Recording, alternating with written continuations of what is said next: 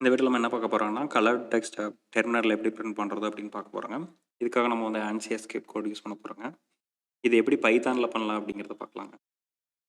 இதுக்கு நம்ம தெரிஞ்சுக்க வேண்டிய ஒரு சின்ன சின்ன பேட்டர்ன் தெரிஞ்சுக்கிட்டா கொஞ்சம் ஈஸியாக இருக்கும். ஃபார் எக்ஸாம்பிள் இங்கே வந்து பார்த்தீங்கன்னா 48 செமிகோலன் 2 செமிகோலன் ஆர்ஜிபி கலரில் இருக்குது. எம்ங்கிறது வந்து ஒரு மாடியுலர் ஃபங்க்ஷனை குறிக்கிறது. ஸோ இது வந்து பேக்ரவுண்ட் கலர் ரெப்ரசென்ட் பண்ணுறதுக்கு 48 செமிகோலன் 2. அதே வந்து ஃபோர்கிரவுண்ட் கலர் டெக்ஸ்ட் கலரை வந்து நம்ம ரெப்ரசென்ட் பண்ணுறதுக்கு 38 செமிகோலன் 2 போட்டுக்கிறாங்க. மீதி இருக்கிறது ஆர்ஜிபி கலர் கோடு. ஓகேங்களா? இதில் வந்து 0M ரீசெட்டு. எப்படி நம்ம அந்த எஸ்கேப்பிங் நம்ம வந்து கம்பைலர் இருக்கிற டெர்மினல் இருக்கிற கம்பைலர் சொல்லணுங்களா? இந்த மாதிரி வந்து நீங்கள் வந்து இது ஸ்டார்ட் எஸ்கேப்பிங் கோட் கேரக்டர் வச்சு ஸ்டார்ட் ஆச்சுன்னா இது வந்து சம் போர்ஷன் வந்து எக்ஸிக்யூட் பண்ணிவிட்டு ஃபோர் கிரவுண்டோ இல்லை வந்து பேக்ரவுண்ட் கலரோ இல்லை போல்டோ இட்டாலிக்கோ அப்ளை பண்ணுறதுக்காக. ஓகேங்களா? இது வந்து ஃபைனலாக ஸ்டாப் பண்ணுறதுக்காக நம்ம வந்து யூஸ் பண்ணுறது. அது இந்த இடத்துல ஸ்டார்ட் ஆகிட்டு இந்த இடத்துல முடிகிறதுக்காக. 1Mங்கிறது வந்து பார்த்தீங்கன்னா bolt, 3M italic, 4M underline, 5M பிளிங்க்கு, 9M வந்து ஸ்ட்ரைக்கு. ஓகேங்களா? ஸோ இப்போ நம்ம வந்து ரியலான ஒரு எக்ஸாம்பிளுக்கு வரலாம். அப்போ இந்த இதில் பார்த்ததுபடி so starting point so escaping கேரக்டர்லேருந்து ஸ்டார்ட் ஆகுது. அதுக்கப்புறம் வந்து பார்த்தீங்கன்னா நம்ம வந்து 38ன்னு சொல்கிறது ஃபோர்கிரவுண்ட் கலர் அப்ளை பண்ணணும்னு சொல்கிறாங்க. எம்ங்கிறது வந்து இதுக்கப்புறம் வந்து அந்த ரெண்டரிங் ஃபங்க்ஷன்ஸ் எக்ஸிக்யூட் பண்ணுறதுக்காக ஃபாலோடு பை டெக்ஸ்ட்டு இது வரைக்கும் முடியணும். ஓகேங்களா? நம்ம ரன் பண்ணி பார்த்துக்கலாம்.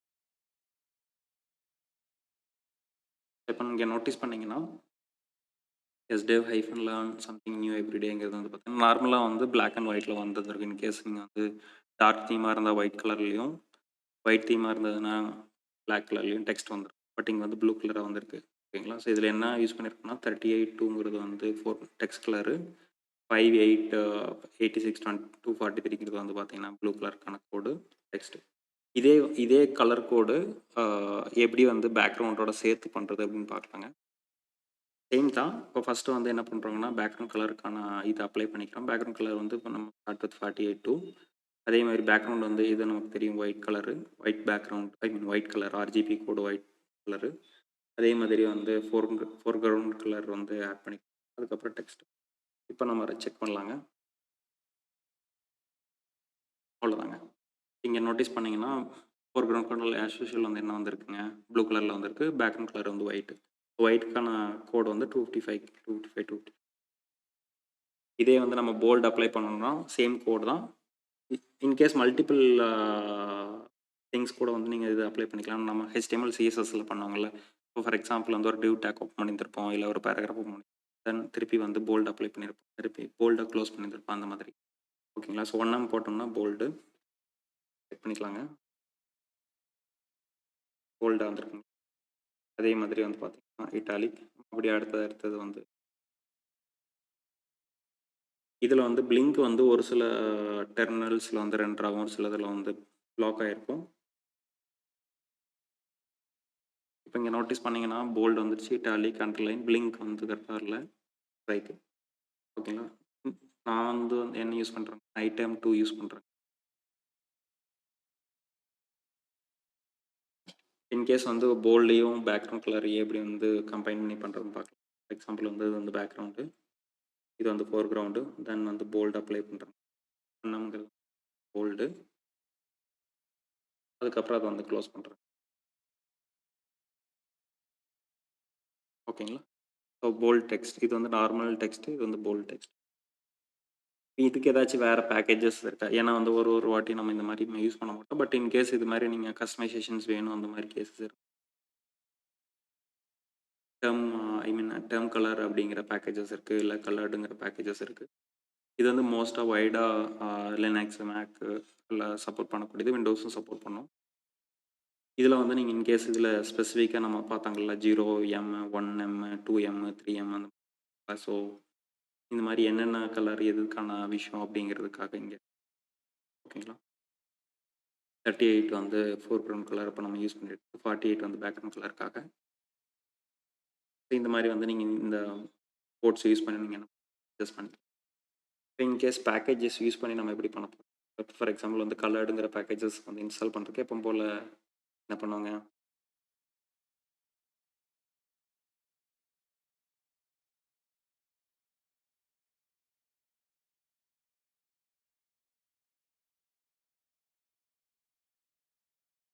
ஆல்ரெடி இன்ஸ்டால் பண்ணிட்டேன். ஸோ அதனால் திருப்பி இன்ஸ்டால் ஆகாது. இன்கேஸ் உங்களுக்கு இன்ஸ்டால் ஆகணும்னா இன்ஸ்டால் பண்ணி இது வந்து நான் குளோபல் இன்ஸ்டால் பண்ணியிருக்கேன் ஆஸ் அ மாடியூலா.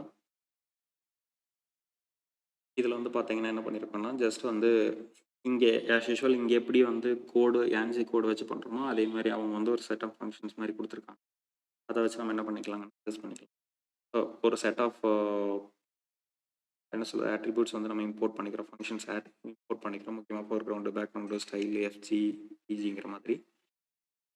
இப்போ இங்கே எக்ஸாம்பிளுக்கு என்ன பண்ணியிருக்கோம்னா ஃபோர்க்ரவுண்ட் வந்து லைட் ப்ளூவில் ஆரம்பித்து பேக்ரவுண்ட் வந்து க்ரீனு, ஸ்டைல் வந்து போல்டு, அதுக்கப்புறம் ரிட்டர்ன் ஐ மீன் ரீசெட் பண்ணிடுறோம்.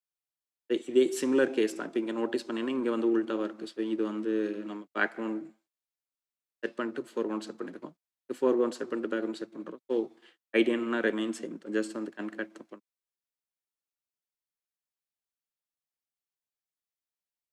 அவ்வளோதாங்க. இங்கே நோட்டீஸ் பண்ணிங்கன்னா பேக்ரவுண்ட் வந்து கலர்ஸ் வந்து ரெஜஸ்ட் லைட் ப்ளூ கொடுத்து கேட்டிருக்கிறதுனால அந்த மாதிரி. இதுலேயே வந்து ஸ்டைலிஷுங்கிற ஃபங்க்ஷன்ஸ் இருக்குது. இதில் நம்ம என்ன பண்ணிக்கலாம்னா ஒரு இன்கேஸ் நம்ம வந்து ஃப்ரீக்வெண்ட்டாக ரீயூஸ் பண்ணுறோம் அப்படின்னா நம்ம என்ன பண்ணிக்கலாங்கன்னா வேரியபிளை ஸ்டோர் பண்ணிட்டு நீங்கள் வந்து ஸ்டைலிஷில் அப்ளை பண்ணிக்கலாம். ஸ்டைலிஷ் வந்து ஃபர்ஸ்ட் பேராமீட்டர் வந்து என்ன டெக்ஸ்ட் அந்த டெக்ஸ்ட்டு, செகண்ட் டெக்ஸ்ட் வந்து என்ன ஸ்டைலுக்கான இது ஓகேங்களா.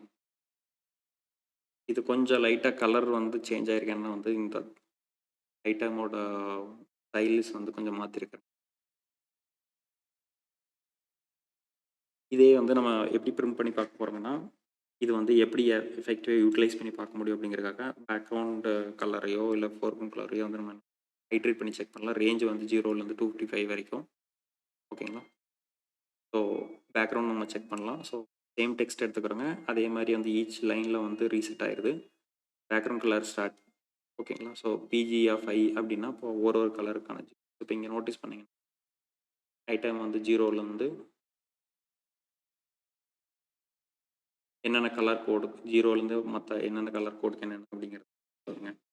0லேருந்து ஆரம்பிக்கிறதுனால 256 வரைக்கும் நமக்கு வந்து இருக்குது ஓகேவா. பட் நம்ம 255 வரைக்கும் போட்டுக்கிறோம். ஸோ 250 அவ்வளோதாங்க. நோட்டீஸ் பண்ணிங்கன்னா ஸ்டார்டிங் 0லேருந்து இதுதான் ஸ்டார்டிங் டெக்ஸ்ட்.